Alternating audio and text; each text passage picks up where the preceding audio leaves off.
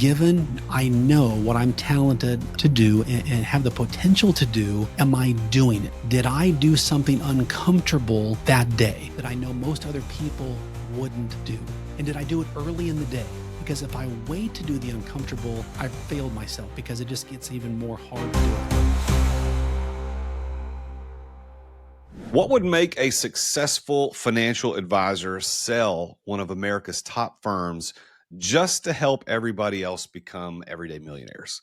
Well, today's guest did exactly that, and he's here to share his middle class to millionaire playbook. So welcome back to The Root of All Success. I am the real Jason Duncan, and this is episode number 316. My guest today is Derrick Kinney. He's a Wall Street Journal and USA Today bestselling author. If you're watching this on Spotify or YouTube, you can see over his right shoulder a copy of his book there. He's also a nationally recognized financial educator, a former wealth advisor who built and sold one of the top financial planning firms in the country. He's the CEO of Good Money Frameworks and the host of the Good Money podcast, where he helps listeners build wealth with purpose. He's been featured on Fox, on CNN, on CNBC, Yahoo Finance, and more. And now he's featured right here on The Root of All Success, and he's here to unpack the real story behind the Good Money Revolution. So, Derrick, welcome to the show. Jason, thanks for having me. I love that intro. I need to let my kids hear that to know that Dad has some real street cred. It's great to be with you. Our families are the last ones to recognize that we actually are successful. So, Derrick, what made you walk away from a wildly successful advisory firm just as it was thriving? And what was the moment when you knew it was time to pivot? Well, you know that moment where your favorite athlete, you see them doing well, but then the last 2 years of their career, you wonder to yourself, man, they should have left like 2 years ago at the high point. I did not want to be that person. So quick story, I go on a yearly sabbatical every year. I take about 5 days completely by myself to think and pray and journal. I ask myself 3 questions. How do I be a better husband? How do I be a better father? And how do I be a better business owner? And what I realized many years ago was I tend to run really fast. I set lots of goals, but if I run really fast and don't know where I'm going, I run really fast in a circle. And so I decided to take 1 week out of the year to determine what I should run really fast toward the other 51 weeks out of the year. So I'm in Boston, July 2019, in a hotel there overlooking the water. And I begin to write a list of all the things I would enjoy doing: coach, speak, consult, write a book, launch a podcast, go national on TV. Shockingly, Jason, what wasn't on the list was being a financial advisor. That's when I knew that if I wanted to go to Derrick 2.0, as I called it, I would need to sell my business, bet on myself again, back myself in the corner, burn the ships, and build something brand new that really revitalized me. And that's the crazy, bold decision that led me to do that. So then you sold the firm and started just coaching and consulting? Was that your immediate pivot? Well, so I actually sold my business right before COVID. I mean, the timing could not have been better. And the first order of business was I had built a very successful financial planning business, but I didn't want to just hand it off to someone. I wanted to hand it up. And I had an experience as a kid with my dentist, of all things. I was with the dentist for like 30 years. And it was more than just a dentist relationship. We talked about business and life and investing. And I actually looked forward to going to the dentist, as crazy as that is. Well, I'm in the chair many, many years ago, and he drops on me, "Hey, Derrick, this is going to be the last time I see you. I'm selling my business." It hit me like a ton of rocks out of the blue, shocking. And I said to myself, one day, if I ever sell my business, I don't want any of my clients to feel like I just felt. And so I vowed to call each of my clients individually. There was about 150 of them. And it was like pressing a button that replayed a video of all of our life together, the goals and the dreams and the heartaches that we walked alongside them. I laughed, I cried. One woman, though, summed it up the best. She said, "Derrick, if you're going to have a midlife crisis, just buy a Corvette. It's a whole lot cheaper." But just in a moment of vulnerability with you, Jason, it took me about a month and a half to call all my clients. I literally broke down in tears the last call I made. it was so much weight lifted off my shoulders because I wanted to end well and I wanted to make sure my clients were handed up well because a year from now, I wanted them to say, "Boy, Derrick, you did a great job for us, but you actually gave us somebody better," which was a big dose of humility. But that was the goal. If you want to exit well, you've got to find somebody better than you to exit them too. So, was there a defining moment when you realized that your mission wasn't just managing money, but educating people about it? Yeah, it was interesting because I loved leading people and walking alongside them through life's hard things. I mean, people that would have, I'm just getting married, I'm launching a business, having the boldness to leave their career, their executive job to launch a business, to have kids, all these things that we walk through people as financial advisors along the path. And I realized I'm not leaving them, but I want to go bigger. And one of the things I always enjoyed doing was helping take complex money topics and making them easy to understand. One of the things I realized, we would work with quite a few middle class people and really help them become millionaires fairly quickly, is they felt money was too complicated. They always felt like there were all these money secrets locked up in this vault, and only a select few people had the combination. And I wanted to bust that myth wide open and say, look, we're going to give you the combination. Here are the secrets. And if you practice these specific steps, it doesn't happen overnight like it looks like on social media, but you will become a millionaire. But more importantly, not just the dollar amount, but it's who you become as a person, the confidence and the courage and the boldness that you have, knowing that now you've done this. You've now been an example to your family. You might be that one person in your generation that people look back on and say, it was Bill, it was Susan who literally changed our entire family tree because of your financial courage. And that was worth selling my business and helping people achieve that.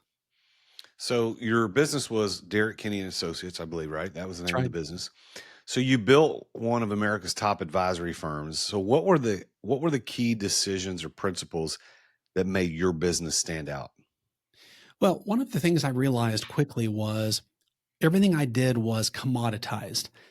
Financial advisors all appear to be the same to everybody else. Everything that we give to clients to help them achieve their goals, everybody has. There's no real differences. One of the things I realized early on, and it was a big mistake I made. I was 26 when I became a financial advisor, but the problem I had is I looked like I was 13. No gray hair, no wrinkles. I'm like, who's going to work with a punk like me? But I had a passion for supporting local education. And so I went back to my alma mater high school here in Arlington, Texas, Sam Houston. And I said to the principal, hey, I'd like to sponsor and recognize a teacher of the month and a student of the month. Because when I was a senior in high school, literally nobody successful ever came back to our school and gave us a vision as to what the real world looks like. All they said was take your math, take your science, take your history, everything's going to be fine. But deep inside, we kind of knew they were selling us a line. And so I went back and began to recognize students and teachers just to express belief in them. Well, I began to get phone calls from people who saw these pictures that we put in the newspaper back in the day. And what a woman said to me changed everything. She said, Derrick, we know you're young, we know you're new, but we want to work with you because you care about what we care about. And the moment she said that, Jason, it was like weight was lifted off my shoulders because what it meant was I didn't have to be the best looking, didn't have to be the smartest, didn't have to be the most well connected.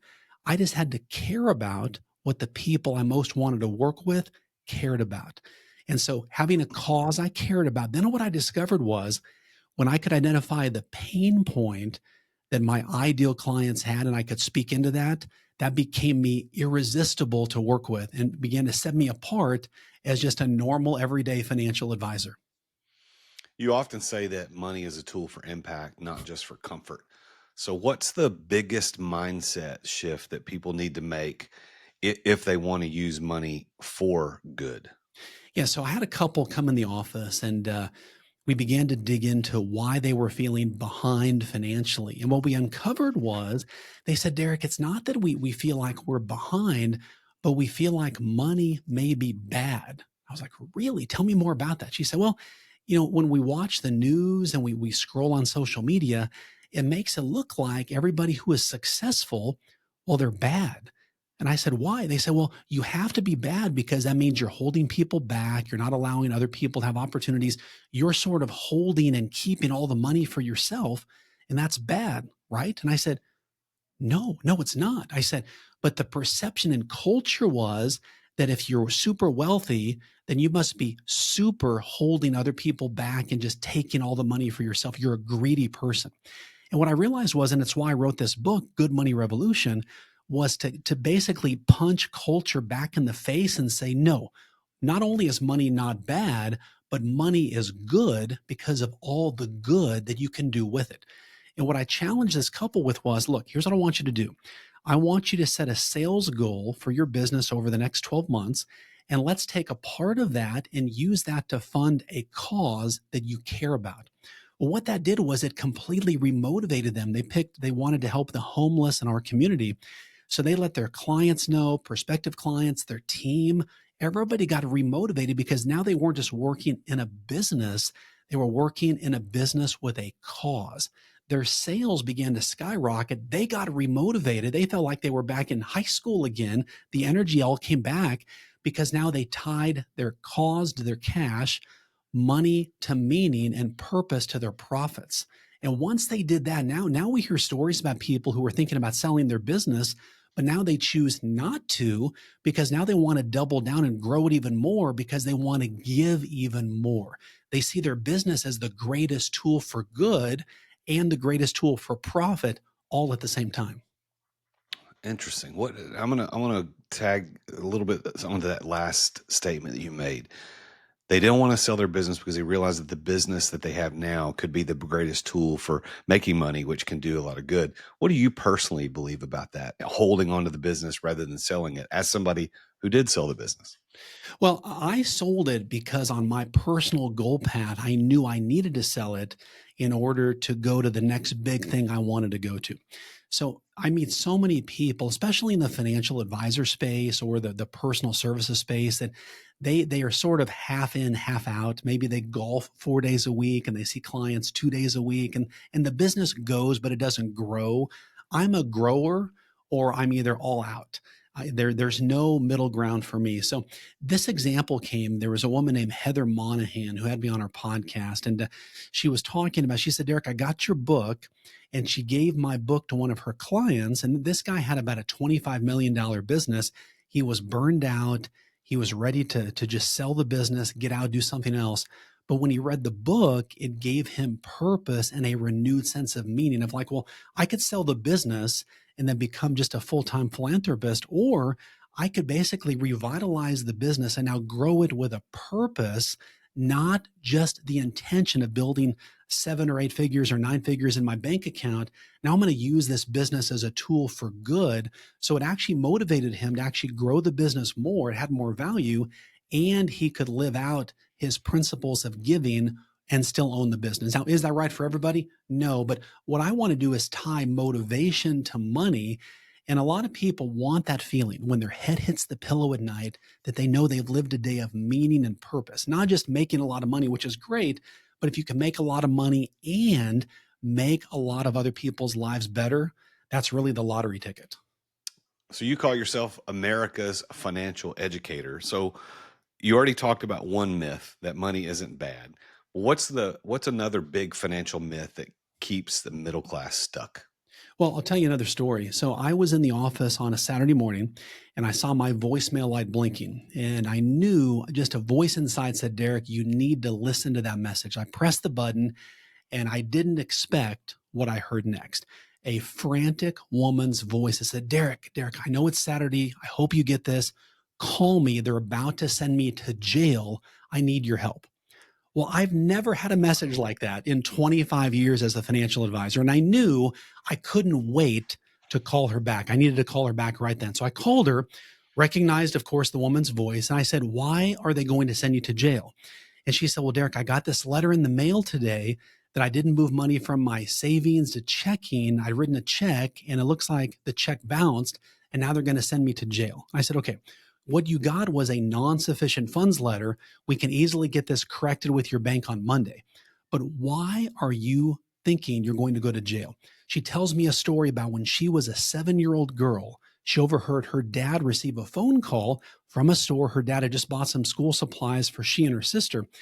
And the store owner accused her dad of bouncing a check and saying, I know you did this on purpose. I'm going to send the cops over to send you to jail. As a 7-year-old girl, she began to internalize if you bounce a check, you make a financial mistake, you go to jail. This woman was now almost 60 years old and began to paint the picture. When she was with me, she rarely took my advice. She looked very successful on the outside, but she was like this wilting flower on the inside. And I brought her in the office next week and I said, let's unpack this. And we began to realize she had built up these bad money beliefs. On the outside, looked very successful, but on the inside, they were holding her back from the opportunities that she was uniquely qualified for. Once we talked about this and she began to realize, oh my gosh, I can't believe I've been my own worst financial enemy. She was promoted to vice president within 3 months, got a $25,000 a year raise. And most importantly, she started taking my advice. She started taking some risk in making money. But what it taught me was if a woman who looks as successful as her can feel like this, I bet there's a whole lot of other people that have these bad money beliefs that were instilled in them maybe by well-meaning parents or brought on by themselves that were holding them back. And I said, it doesn't have to be that way. Yeah, the bad money stories that we all carry, we don't know where they came from, but they infect us for life if we don't have a coach or an advisor or mentor to help undo those bad money myths. Yes. Um, through Success for Advisors, you're coaching others to scale their advisement firms with purpose. So what's the number one mistake that you see financial advisors making today?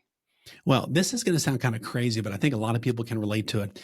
Let's say that you're in a social setting and someone walks up to you and asks you, what do you do for a living? Most often you say, I'm a financial advisor.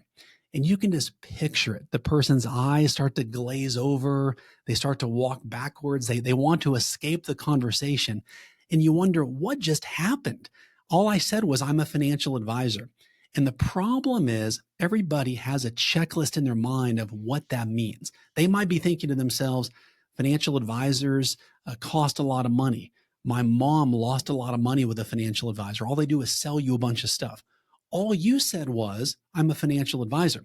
And so what I teach advisors is don't sell based on your title, connect with the painful problem that you solve. Okay, so let me give you a quick example. Let's say that you were at a social event, Jason, and you've got your favorite beverage in your hand, you're mingling around the room, and a person walks up, asks you, hey, what do you do for a living? You say, oh, I'm a financial advisor. They say, oh, okay. And then you ask them what they do. I'm a personal trainer, he says. I help design workout plans and help people eat better. And you might exchange a few more pleasantries and then you move on. Well, later in the evening, a woman walks up and says, hey, what do you do for a living, Jason? And you say, oh, I'm a financial advisor. And she says, oh, okay. And you say, what do you do? And she says, well, you know how so many busy entrepreneurs and business owners, they're successful, but they always put others above themselves and their health takes a toll. I design customized workout and eating plans so people can feel great, but most importantly, they can look really, really good. And one day they can be the cool grandparent with the energy to chase their grandkids across the floor. I'm a personal training specialist. Pause. Let's say that a week goes by and you look in the mirror and you say to yourself, I need a personal trainer. Which one would you be more likely to call? The first trainer or the second trainer? Most people would say the second trainer because that person connected with a pain point that you instantly have. And so if you want to stand out, whether you're an advisor or anybody else in sales or face to face, don't lead with your title because people then roll their eyes, they lose interest. You want to connect with them instantly with a pain point they quickly recognize. In this world of AI and automation, how does a financial advisor remain essential and attract high net worth clients? Well, you want to think about AI as your assistant, but not your replacement. Will there be some people who want to work only with tech? Yes. But keep in mind, tech gives you space for more face to face. And if you want to make it rain, connect with pain. Ultimately, people want to work with other people. In a world of high tech, What's even more valued is high touch. So you want to think of AI as behind the curtain. If you're going to see a concert of your favorite band, typically people don't stand up and applaud the sound and the AV and the tech people. It goes on behind the scenes. They want to see the rock stars on the stage. Always remember that you are the rock star. AI is your supporting cast. Use it as a tool, but when you can verbally and non-verbally connect with people with empathy and trust and credibility, and you shake their hand and they feel the tonation in your voice, the concern, the worry, you understanding their fears, they feel like you're somebody who gets me.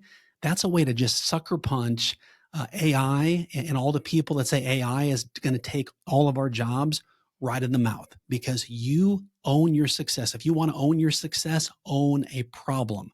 That is the key.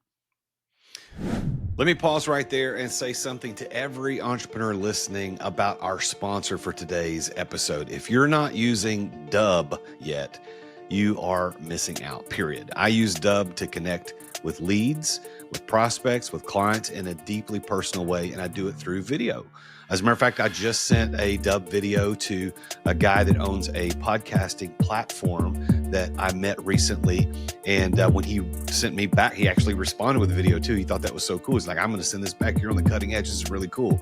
So whether it is that I'm following up with clients, or I'm showing someone how to use a tool, or I'm reaching out to podcast guests like my guest today, Derrick, Dub lets me do this with clarity, with charisma, and with conversions. It's simple, it's effective, it's authentic, and it's why I keep it in my toolbox. You can check it out today. Get 50% off your first 2 months and a free trial by going to therealjasonduncan.com/dub. That's spelled DUBB. therealjasonduncan.com/dub, and start closing deals the personal way. All right, Derrick, you were known as one of the best wealth advisors in the country. So what was the internal identity shift like when you sold the firm and you walked away from that role? Yeah, so that was interesting. That was probably one of the hardest things. I've helped many clients retire, and what I found is, especially for the guy, but especially if it's a woman who's in an executive type role and has a lot of responsibility, it's equally as painful for her as well. And that is, when you lose your business card title, you often lose your identity. Okay. And what that led to was feeling misunderstood as people were trying to figure out what it is you're doing. Because the logical thing for me is, I sold my business to retire. People would say, Derrick, how's retirement? I'm like, man, I'm working harder now than I was when I was working over there. So quick story. We have 4 kids, 26 to 21. All 4 of them are entrepreneurs now. They all have started their own businesses. And I happened to take them to lunch, and my wife was running some errands, and we went to like Shake Shack. And I asked them out of the blue, I said, hey, do any of you ever feel misunderstood? You could have heard a pin drop, Jason. They were like, yeah. How did you know? I said, tell me when you feel like that. They said, well, whenever we talk about 2 of my kids went to college, 2 didn't. And they say, well, here's why we decided not to work for somebody else. And people question us and they say, why would you take that risk? And why would you do that? And they said, yeah, Dad, that's the word, misunderstood. And so what we agreed on as a family that day was, the Kinney family, because we do bold things, we are misunderstood. And we took the word misunderstood and took it out of the category of bad and put it into the proud category, to say, if you're not doing anything worthy of making a big difference in the world, if you're not really doing things that move the needle, then you are going to be misunderstood. You have to be misunderstood. And oftentimes when you're describing what you do, you're going to feel like you're questioning yourself, even in the live moment of explaining what you do. I don't even know what I'm doing. I'm trying to figure this out. But keep focused on that and recognize being misunderstood is almost a requirement on the pathway to success. You work with people at all income levels. So what's something that even high earners still get wrong about money? Well, one of the things that they miss, and that is, they think they will not worry about money the more money they have. And so there's a cycle that I realized 25 years into the business. that everyone has worry. The people who don't have money, they worry about not having money and how can I get enough? And then once you have money, you start to worry about, well, is it going to be enough? And then once you have a lot of money, you then worry about, what if I lose it all? I can't afford to like restart this whole process again. So just a recognition that worry is the constant, regardless of how much money you have. And as I like to say, as long as you can expect what you'll likely expect, it doesn't derail you. There was a couple one time that we had a home group at our church, and we were all young couples, no kids. We'd go around and talk about life and our first jobs and how some of us wanted to have kids, all this kind of stuff. And there was one couple who would always had bad things happening to them. And they would always say, once we get through this, then things are going to get better. Once we get past this debt, then our money is going to get better. And what I realized years later was what they were missing was that's just life. And when people don't expect that life's going to be hard, then their life is unnecessarily hard. But if you assume that, hey, life is going to be hard, that's just how life is, but I expect it, and when it happens to me, it's not going to derail me, then it keeps you on the trackway to keep moving forward. But people who just keep getting knocked off, I think they don't realize that's just how life is. Life punches, and you've got to punch right back with your plan for your life. Derrick, what has been your one key that has helped you unlock success more than anything else? I go back to a lesson I learned in high school. So I've got a pretty big nose, as you can see. I was teased about it a lot as a kid. Okay. It took me to some dark, dark places. But when I was in high school, I had this crazy idea to run for student body president. I was a nobody with the heart of a somebody. And as I looked around the high school, there was a whole lot of other people just like me who felt overlooked, unseen. And when I ran, I noticed there were all these pockets of students. There was the rock and roll crowd, the country western crowd, the honor roll crowd, the kids that smoked in the back, the athletic crowd. And everybody had their own groups, but nobody brought them together. So this crazy idea I had was I would reach out to the leaders of all of these groups, get a picture taken of me and them shaking hands, and put that picture on a poster board above where they would hang out endorsing me. Well, the day of the election came, there were 5 other candidates, and the crackle of the microphone was on, and the principal said, and the winner is Derrick Kinney. And it wasn't me that just won that day, Jason. It was all of us. And we had a class reunion about 5 years ago, and several students who I was with in high school said, Derrick, you remember the election? I'm like, dude, we're adults. We've got kids. You've got businesses. Why in the world are you asking me about the election? It's because how it made them feel. They felt important and valued and part of something bigger. And that lesson taught me that in business, you don't have to be the smartest or the best looking or the well connected. You just have to care about people and make the people you're working with feel heard, understood, and valued. That simple principle has made me millions and can make a lot of other people millions. Don't overcomplicate success. Make people feel important, and you will achieve your goals. How do you personally define success? For me, have I given all that I'm capable of that day?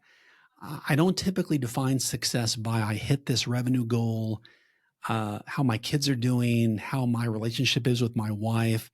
It's this game I play with myself every day, given I know what I'm talented to do and have the potential to do.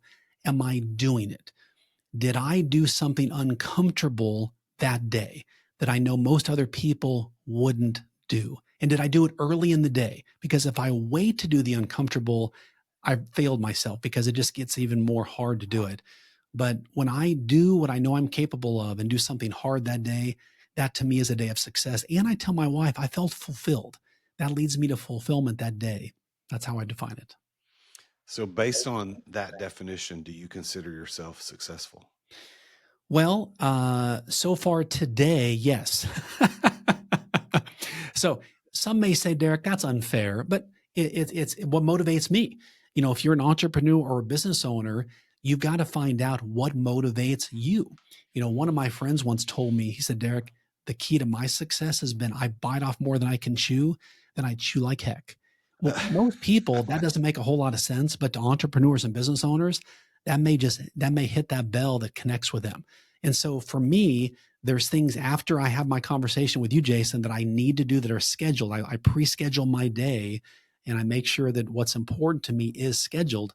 I'll get those things done. And so my goal is when my head hits the pillow at night, that doesn't always happen, but did I give it my all? Because what I feel like is there's advisors and other professionals that need what I have to offer. And if I don't give it my all, I'm literally doing them a disservice by not giving them the knowledge I have to help them live the life I know they're capable of. And I can't live with myself if I don't do that. All right, put your coach and consultant hat on for just a second. What is your best piece of advice for entrepreneurs? Well, this is going to sound so basic, but I like to give people the small steps that lead to big results. And one is you've got a time block. On Saturday, ideally, for about an hour and a half, get a nice cup of coffee, whatever your favorite beverage is, and look at your next week. And you know you're going to have unscheduled stuff, but think about what are the top three highest, most dollar productive activities, and you need to schedule those in to your calendar. 30 minutes, 60 minutes. I tend to be a sprinter. I'm like a 10-minute attention span guy. So I block it like in 10 minutes, take a break, 10 minutes. But if you don't block it in, then life is going to block its own priorities in for you. You're going to get to Friday and wonder what the heck happened. But the way to successful people are successful is they block it in and they know every day and audit themselves. Okay, did I get done what I need to? If not, I've got to make sure Tuesday's even better than Monday. Good advice. All right. It's time to wrap up the show with our rapid fire questions. Are you ready for 3 quick rapid fire questions, Let's Derek? go. Biggest money mistake you've ever made? Well, the biggest one, I was scammed on Bitcoin about a year ago. And the company itself, reputable company, it's a national company. I had stock in the company at one point, but there was an internal deal through service. They actually referred me to somebody internally, and they took about $100,000 right out of my account. And so, Oh, looking back, there were signs that were there.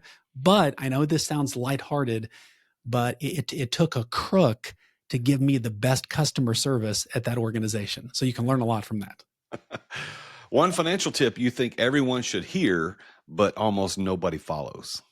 Well, and again, this is going to be simple. It's also a 4-letter word, and a lot of people tend to strike down 4-letter words, but the word is goal. We have a family goal setting meeting every year. Bring in my kids, our family, and we write down goals in 5 main categories. And we also write down what does our ideal year look like and the emotion that we will each feel when we crush our goals. And so just simply writing that down and making a commitment every day to read over those goals reminds you life comes at you hard. I've said this many times. If you're not telling life your plan, life tells you its plan, and it's vastly different than the one you want. The book you most often recommend, besides your own, of course. There's a book that I read quite often, and it's a book of fables about money, and it's called The Richest Man in Babylon by a gentleman named George Clayson. And it was basically a series of essays that he wrote that were fables. It's so simple, but what it reminds me of is really, if you want to be successful, write and speak to people at a third grade level. You want to keep it simple and keep it direct and prevent people from having to burn their brain cells to figure out what the heck you're doing and what the heck you want them to do. Well, Derrick, it's been such a pleasure to have you on the show. Congratulations on your success and the transition from running a great firm to now being America's financial educator. Tell people how to get a copy of your book and how to get in touch with you. Yeah. So our website is at successforadvisors.com. Also, a great way to connect is on LinkedIn, Derrick Kinney, and also on Instagram, Derrick Kinney. You can buy the book, Good Money Revolution, at Amazon or anywhere great books are sold. And his name is spelled Derrick Kinney, Derrick. That's Derrick.